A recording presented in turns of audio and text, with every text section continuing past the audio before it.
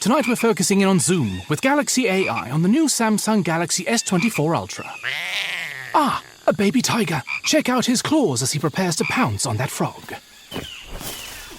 Close one, but not as close as this Zoom. We can literally count the whiskers and... Oh look, Mum's here.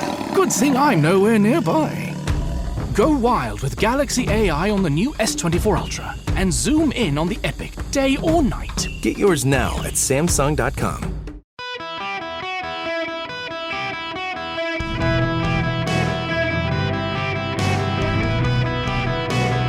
Welcome to the Eric Erickson Show Podcast, Hour 1. Hello, America. Welcome. It is Eric Erickson here across the nation. The phone number is 877-973-7425 if you want to be on the program. I bet you know what we're going to talk about.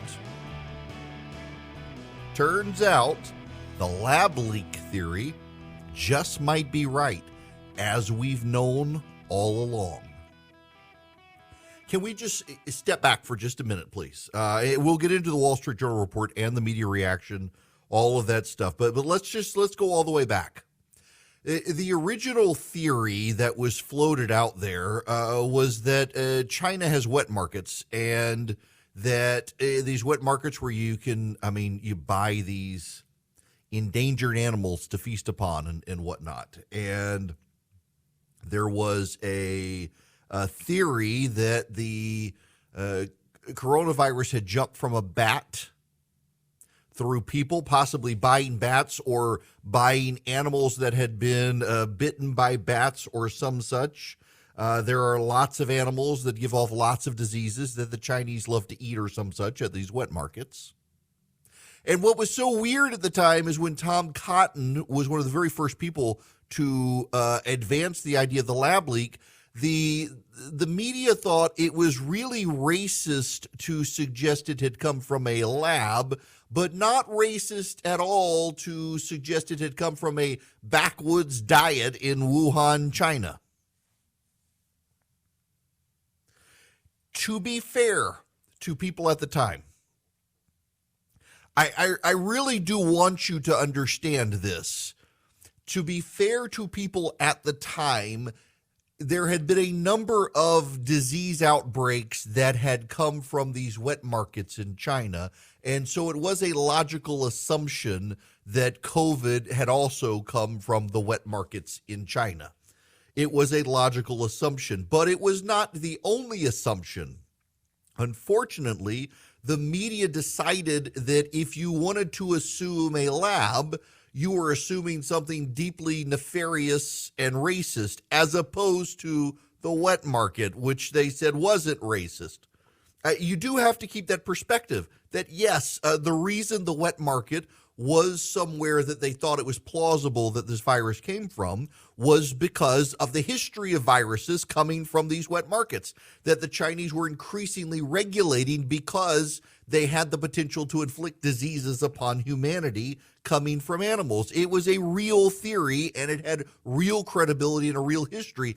The problem was not that this was the theory that most people went with.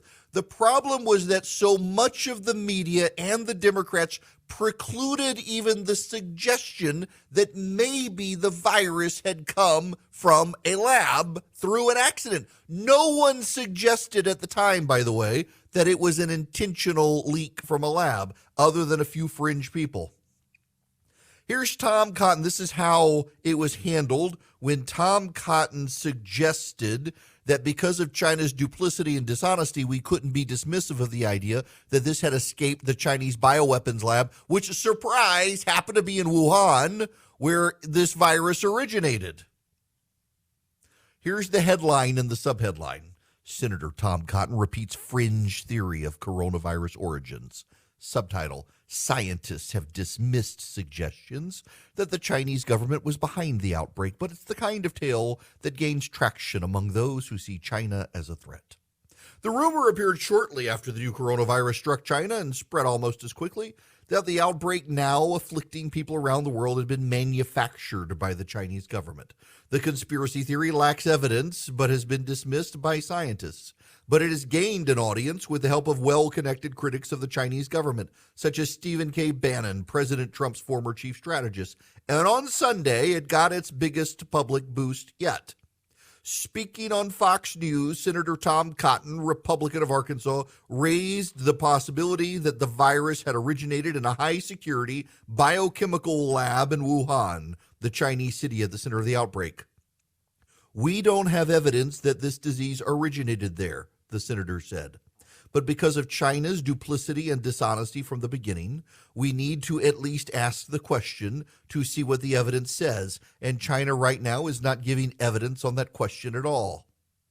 Mr. Cotton later walked back the idea that the coronavirus was a Chinese bioweapon run amok, but it is the sort of tale that resonates with an expanding chorus of voices in Washington. To be clear here, Tom Cotton's point was never that it was a bioweapons. Now, listen, let me get your attention here. Yeah, I'm clapping intentionally. You've got to pay attention to this.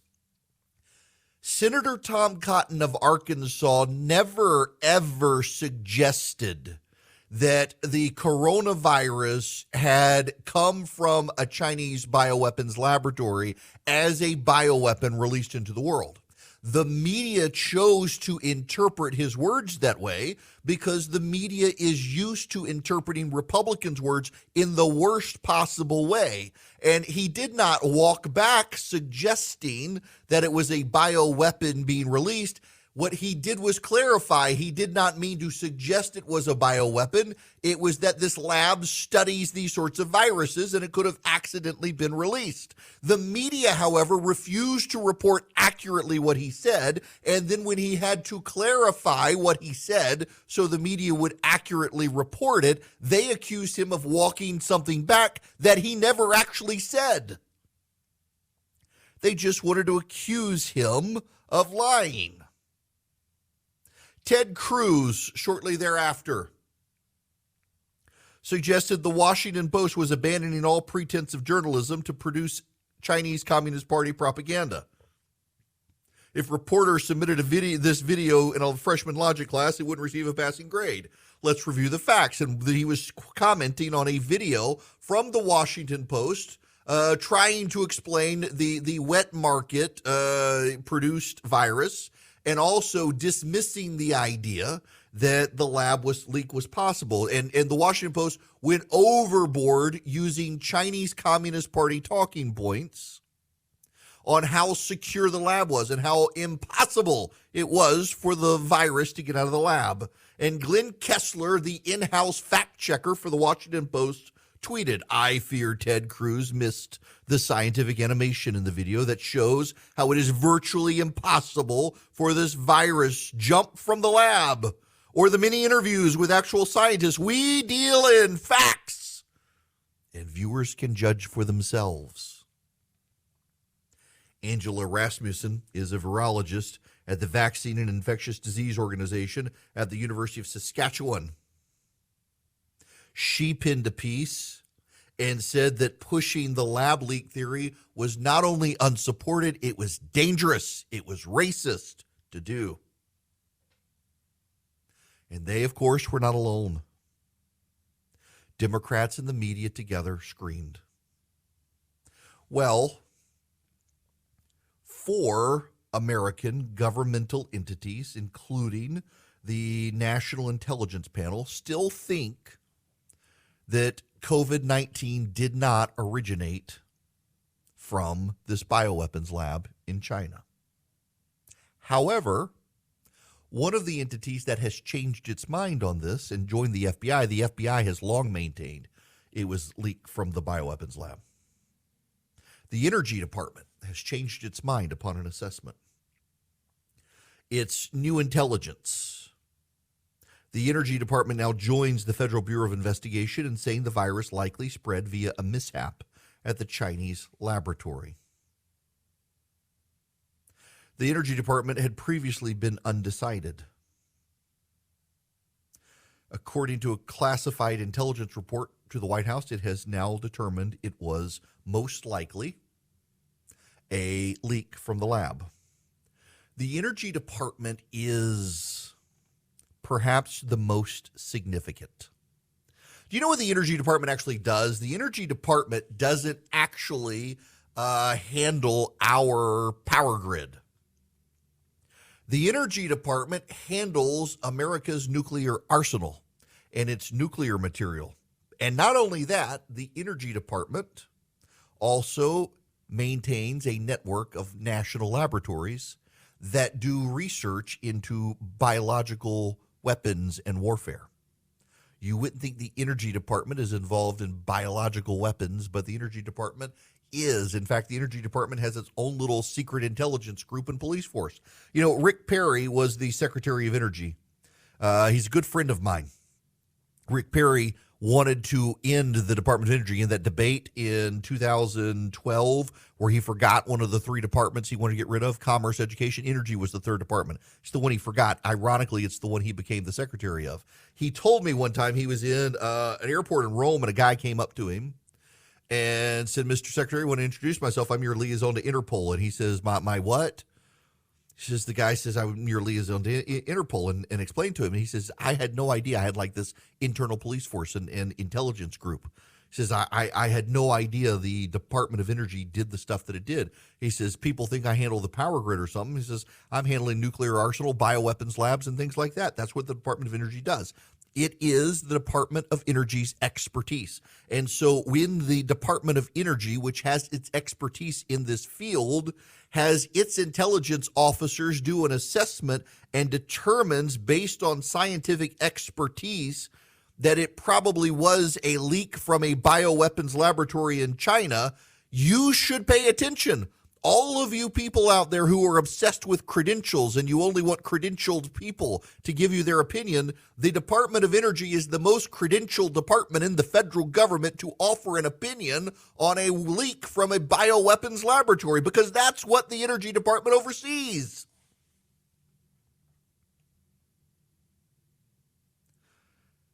This is significant. What is also significant is that while the National Intelligence Council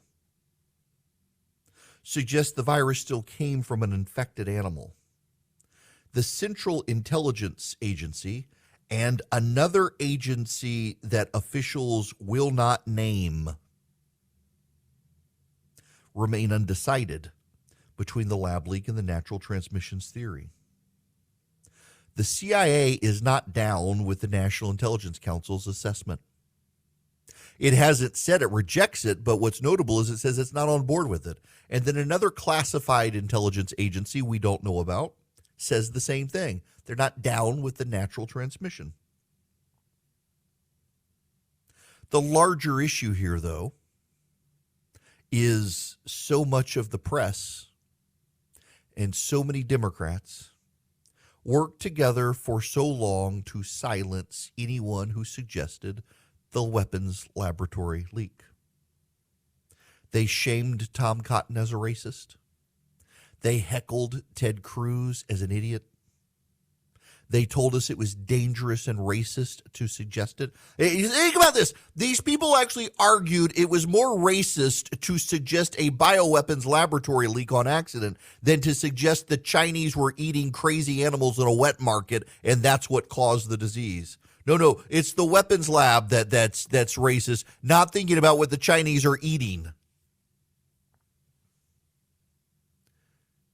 And now it turns out the weapons lab was probably right. And the media spin on this even today is that, well, actually 4 governmental agencies still say it's not. Only 2 governmental agencies say it's probably so. So the majority still think it's not true. But the credentialed one, the one whose background is in bioweapons labs and nuclear bombs and national security, the one with all the scientific experts in bioweapons laboratories, that one says it probably did come from a lab. If you're going to rely on people with the credentials, you got to rely on them. And they're telling you it probably came from the lab. Maybe you should pay attention. And you know what's going to happen? They're going to try not to apologize. They're not going to say they're sorry. They're not going to say, oh, maybe we shouldn't be so aggressive in censoring people online. There will be no apology forthcoming.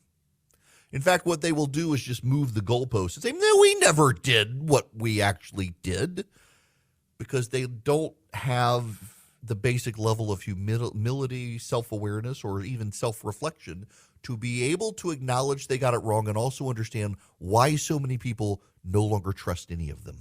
So my kid has a queen-size bed. We've got a king-size bed. We got him Bull and Branch sheets, and he's used them. He had like kid sheets, and now he's old enough he doesn't want the action figure sheets anymore. Well, we got lost because, I mean, the sheets look like our sheets, except they're queen-size sheets, and they got put in our closet, and the kid was in despair. We got him Bull and Branch sheets. They've gotten softer and softer, and he's like, where are my real sheets? He refused to sleep until we found the real sheets because they're that soft. They're that good. They're made with a 100% organic cotton thread. They get softer in every wash. You can stay cozy all winter long with a set of Bull and Branch sheets. They really are that good. We have them on multiple beds in our house.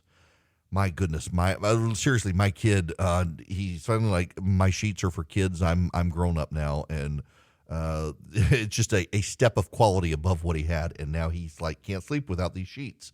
They're designed to feel incredible for all sleepers. They're made without toxins. They're free of pesticides, formaldehyde, other chemicals. They fit the deepest mattress too, which I love because we have a very thick mattress on our bed, and it fits. It doesn't like bunch up and then snap off in the middle of the night when you roll over. You can get 15% off your first order Bull and Branch sheets when you use promo code ERIC at bullandbranch.com. Exclusions apply. See site for details. That's Bull and Branch, BOLLAND branch.com.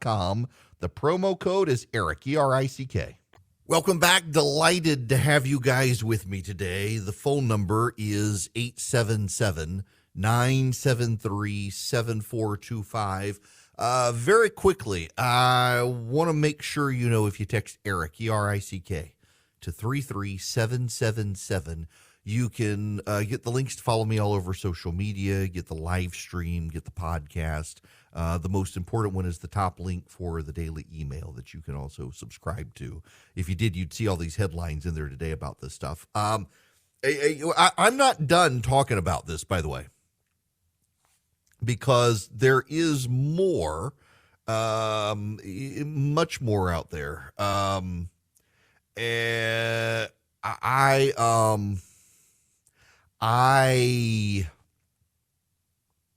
am really curious as to how the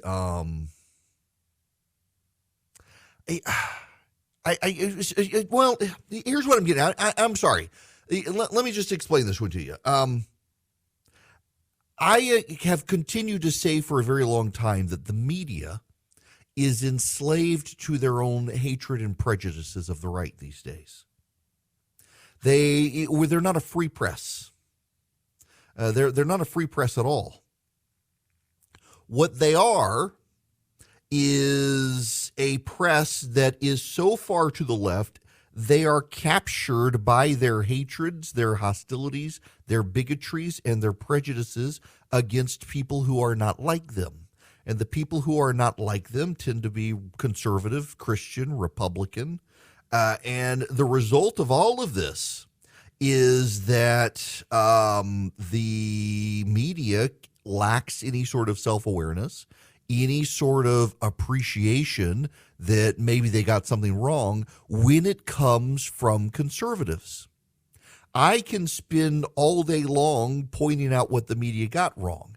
If I try to do it in a way to the media to suggest that maybe you guys should reassess, it falls on deaf ears because they don't think I, as someone of the right, am capable of even analyzing what they've done wrong. They think that I, as someone on the right, am someone who cannot honestly and intellectually weigh in on how the press is, how the press functions, or anything of the like. So I don't know that they can fix the problem. In fact, today there's all sorts of damage control mode. Well, you know, at the time there was no real credible theory about this lab leak, and Republicans were just saying it because they hated China. They didn't know either. That's essentially the spin that's happening right now. And this has some ramifications and implications for all of our society that we should examine when we come back right here across the nation on the Eric Erickson Show. Hello there. It is Eric Erickson here. The phone number is 877-973-7425 if you want to be on the program. When COVID started, I do think you have to appreciate that there is this strain on the right that I've kind of long chuckled about, that said that COVID came from this Chinese bioweapons lab, but also said it was not a big deal and we shouldn't worry about it. If you thought it came from a bioweapons lab, at least for a time, you should take it seriously, even if you decide otherwise. But there were a lot of people who all along said it's no big deal. It's not going to hurt anybody, even as it was overwhelming hospitals and the like. About the only people who had serious cases of COVID who don't actually think I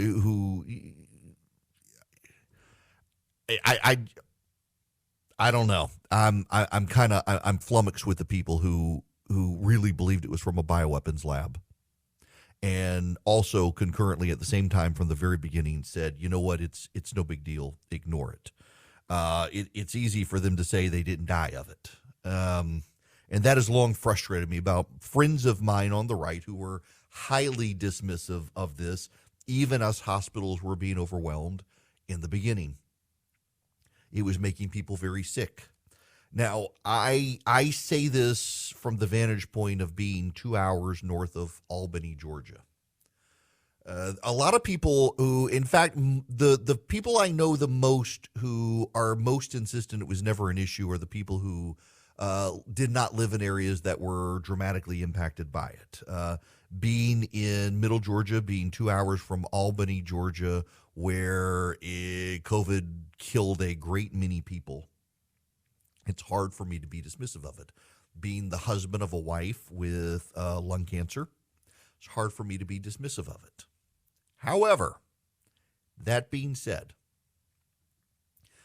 COVID is a virus. That's your obvious statement of the day. But viruses change and mutate. Here's where we are as a society now, and this really isn't about COVID.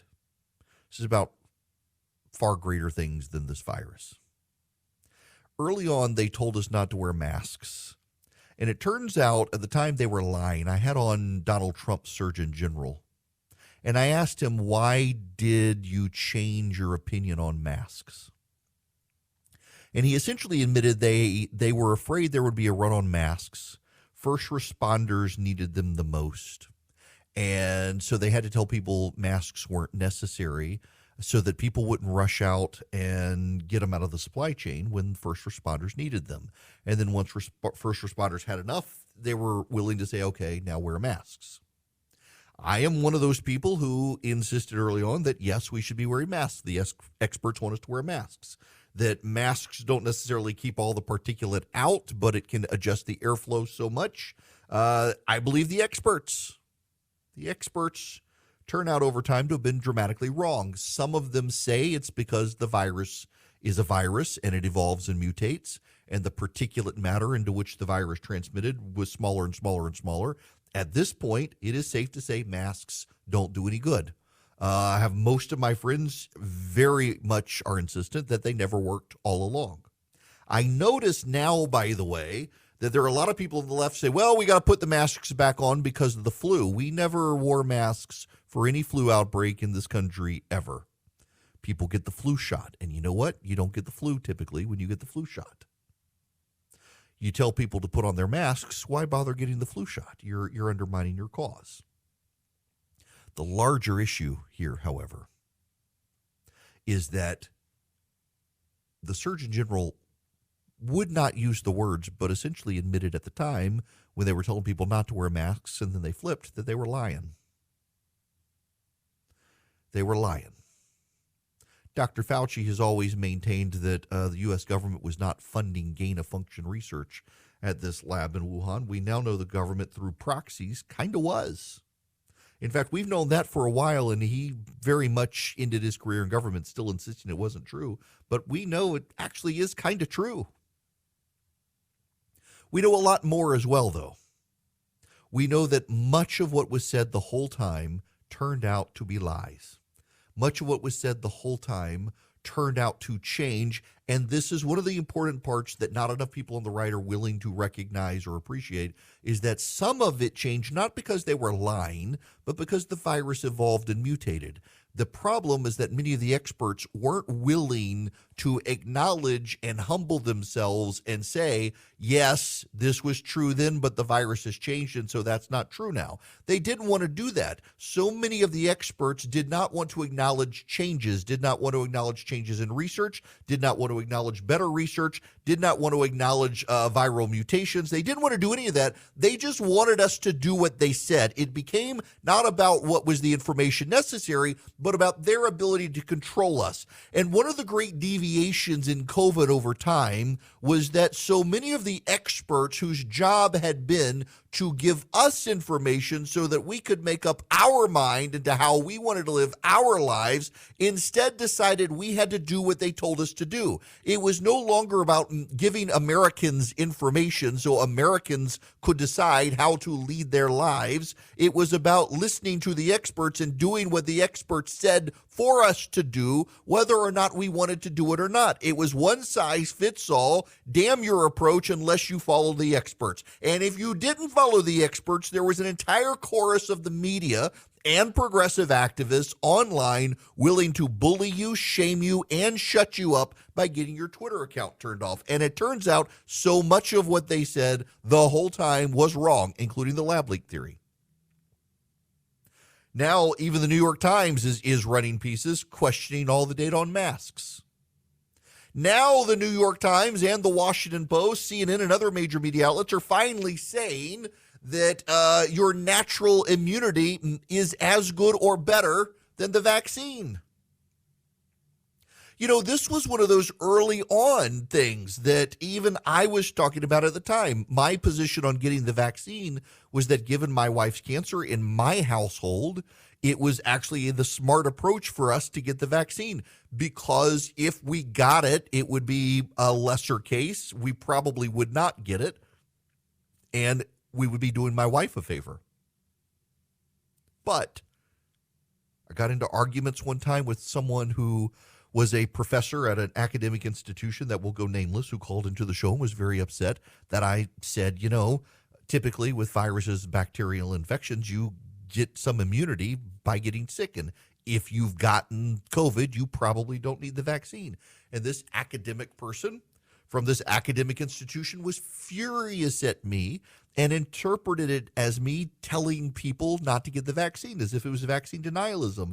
And I was very adamant. This would have been 2021, or pretty early in 2021. And I was like, no, I'm not telling people not to get the vaccine. I'm telling them, if you've gotten COVID, you probably don't need the vaccine. And he was very insistent that I was probably causing people to die, which was nonsense. And now, by the way, in 2023, major media outlets are recognizing what so many of us recognized and knew to be true because of basic science. Y'all, I had biology. I'm not a biological expert, but I had it in school. It's part of having a liberal education in a college of liberal arts. You got to take sciences. You got to take maths. You got to take art degrees. You got to take biology, or you take chemistry, physics, whatever. Take biology. And remember, you know, it's kind of basic. You get sick, you build up your immunity. Anybody who has kids understands this. When you get your first kid, your kid goes to daycare, your kid comes home, and you get sick all the time. It is like the plague in your house 24/7, 365. The first kid comes home with an upset stomach and a stomach bug. By the end of the week, you're throwing up. The kid comes home with green snot coming out of his nose. By the end of the week, you've got a cold. The kid comes home with, I mean, you name it, the kid's going to give it to you. And then you have the second kid, and that kid starts the same thing. And guess what? You don't get sick all the time because the first kid got you sick with everything. The first kid is like Typhoid Mary. The second kid doesn't matter. You've already had the typhoid from the first kid. Natural immunity is a thing. We all knew it. And now suddenly they're like, oh, yeah, with no appreciation for or acknowledging how they were denouncing people in the past. But it's not just that either, is it? Philip, this is the part you may have to clip and put on Instagram because I'm going to enjoy this one right here. A week ago, in a monologue that we put on Instagram, I noted how Pete Buttigieg is adamant that Donald Trump's rollback of brake regulations on trains contributed to the train derailment in East Palestine, Ohio. The media used Pete Buttigieg's criticisms of Trump to suggest that, yes, the Trump administration, through deregulation of trains, was at fault for the train derailment. And it was designed to shift the narrative away from current government incompetence to things Donald Trump did. Because if you can blame Donald Trump for something, why not do it if you're in the press?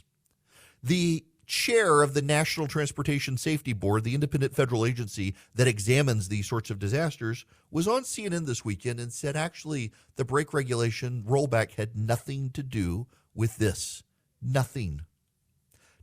I have a bunch of progressives in the comment sections of that clip on Instagram railing at me for humping Donald Trump's leg, defending him, and lying to defend Donald Trump. And it turns out the chair of the National Transportation Safety Board agrees with me that the end of that regulation by the Trump administration contributed nothing to the train derailment. And yet so many people on the left wanted to blame Donald Trump. The Washington Post fact check today. This is the headline. So far, Trump's rollback of regulations can't be blamed for Ohio train wreck. Got the so far? The implication there is we're going to keep looking until we can nail it on the SOB.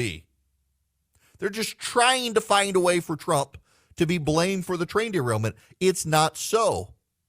But for a week, the Democrats got echoed throughout the media, throughout the talking points, throughout the pundit class, blaming Donald Trump because what Pete Buttigieg did was misinformation and disinformation, and they allowed him to get away with it. Just like the Hunter Biden laptop. We still have people on television today who signed the letter saying the Hunter Biden laptop was Russian disinformation. And still to this day, they appear on CNN and MSNBC, ABC, CBS, NBC, and we are expected to listen to them by virtue of their expertise and credentials and pay no attention to the fact that they not only got it wrong about the Hunter Biden laptop, were on board censoring a press outlet that got it right. Masks, natural immunity, the COVID lab leak, the Hunter Biden laptop, the train derailment in East Palestine, Ohio. It seems like the media itself has a disinformation problem. And these are the people who lecture us nonstop on conservative disinformation and right-wing misinformation and how corporations have to stand up and censor us and silence us. They lack the humility, they lack the self-awareness, they lack the ability to assess, they lack the ability to appreciate that they themselves get it wrong. They consider themselves arbiters of the truth, and when they get it wrong and tell a lie, they decide the lie is the truth, and they can't understand why people don't trust them anymore. And the problem here is there will be another health crisis in this country. There will be another outbreak of some kind. And fewer people will be willing to trust what they hear in the media because the media not only told them so much that wasn't so, but never wanted to acknowledge that they had gotten it wrong and to reassess how they get it right the next time. They just keep going on about their business, demanding that you give them credibility by virtue of who they are, not because of what they've said, and pay no attention to the things they've gotten wrong. The media, the National Press Corps. A free people need a free press. But these people are so enslaved to their prejudices and hatreds against so much of America, they're not free. And their lack of freedom, self-imposed on themselves, undermines the conversations we can have in the country, undermines our ability to confront crisis, undermines our ability to navigate the crises of the present day. because we can no longer be sure if they are telling us the truth or telling us a lie they want us to believe is true or telling us something they believe is true even though it's not true, and they lack the capacity to have any amount of humility to think that maybe we should allow other people to say things that disagree with what we're saying because maybe they're right, maybe we're wrong. Since they can't do that, more and more people are tuning them out. And we do it all to our detriment, but it's a natural byproduct of the media deciding they want to be arbiters of what's true instead of just telling us what's going on. I want to tell you one of the things that's going on out there is the economic turmoil, and you have so many people in the media cheering on good days on the stock market and then trying to be dismissive of bad days in the stock market. Today is a good day in the stock market, at least. We've had all this volatility. If you're worried about the volatility, you might want to reach out to my friends at Advantage Gold and talk about using precious metals to support your own portfolio. 800-450-2566 is the number. 800-450-2566. They're TrustLink's #1 highest rated gold company 7 years in a row. They got the best prices, the best staff, got a fantastic IRA department. They can help you navigate using precious metals for your retirement or your general portfolio.